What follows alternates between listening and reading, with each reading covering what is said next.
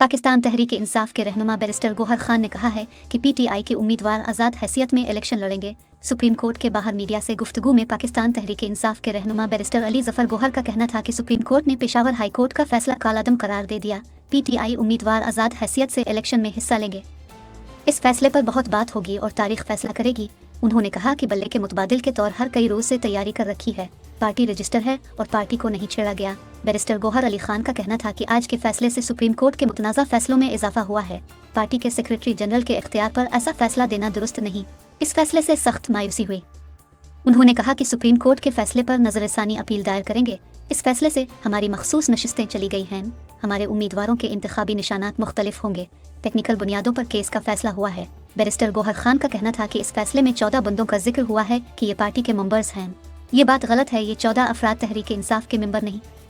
बुला रहे ना रहे अवाम बानी पीटीआई की आवाज़ पर वोट देंगे। हम फैसले के खिलाफ नजरसानी की अपील करेंगे। अदलिया का काम है कि सब लोगों के हुकूक का तहफ़्फ़ुज़ करे। आज अदालत ने फैसला कर लिया, हमें कबूल है। उनका कहना है कि पीटीआई के उम्मीदवार आज़ाद हैसियत में इलेक्शन लड़ेंगे। हम अपने उम्मीदवारों की नई लिस्ट बनाएंगे और मुहिम चलाएंगे।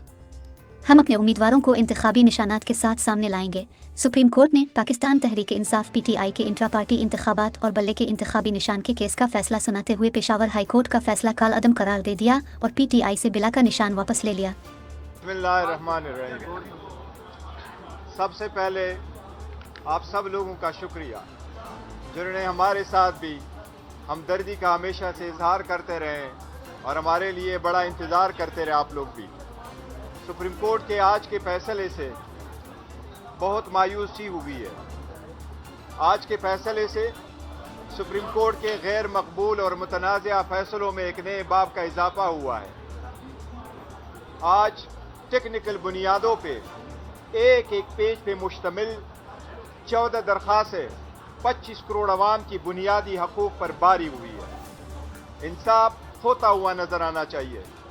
फ़कत इसलिए एक पॉलिटिकल पार्टी का जिसकी पॉपुलैरिटी 70% है, इस बुनियाद पे ख़त्म करना कि उस पार्टी के सेक्रेटरी जनरल के पास इख्तियार नहीं है, वो भी गलत।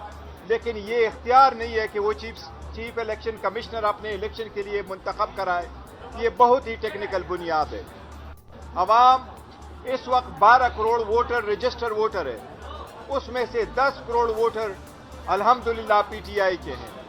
10 करोड़ अवाम और वोटरों के हकूक़ और उनकी बुनियादी हकूक़ और उनको डिसएनफ्रेंचाइज करने की तरफ एक कदम हो गया है। इस फैसले से बहुत मायूसी हुई है। जिस टेक्निकल बुनियादों पे फैसला दिया गया है, चलते चलते जिसका जिक्र हुआ है कि ये मेंटेनेबल पेशावर हाई कोर्ट में रिट पिटीशन नहीं थी, इसलिए कि हमने एक पिटीशन लाहौर में फाइल कर दी थी। बिल्कुल मिसरीडिंग है इसकी। हमने हाई कोर्ट को बताया था कि हमारी एक पिटीशन पेशावर हाई कोर्ट में पेंडिंग है। वो एक लीगल ग्राउंड पे थी। पहले से पेंडिंग पिटीशनों के साथ वो पिटीशन गई थी। उस पिटीशनों में पार्टियां भी डिफरेंट थी, उसमें इशू भी डिफरेंट था। पेशावर हाई कोर्ट की पिटीशन उस बुनियाद पे फाइल हुई थी कि हमने इलेक्शन कराए और इलेक्शन पेशावर हाई कोर्ट में हमने कराए थे। इस फैसले में तस्करा हुआ है कि जिस 14 बंदों ने दरखास्तें दिए वो पाकिस्तान तहरीक इंसाफ के एक क्रेडेंशियल के लोग और पार्टी मेंबर्स है। ये बात बिल्कुल सही नहीं है।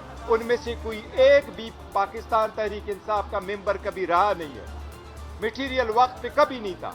हमारे 8,37,950 मेंबरान में से सिंगल बंदे ने कभी ऑब्जेक्शन नहीं किया।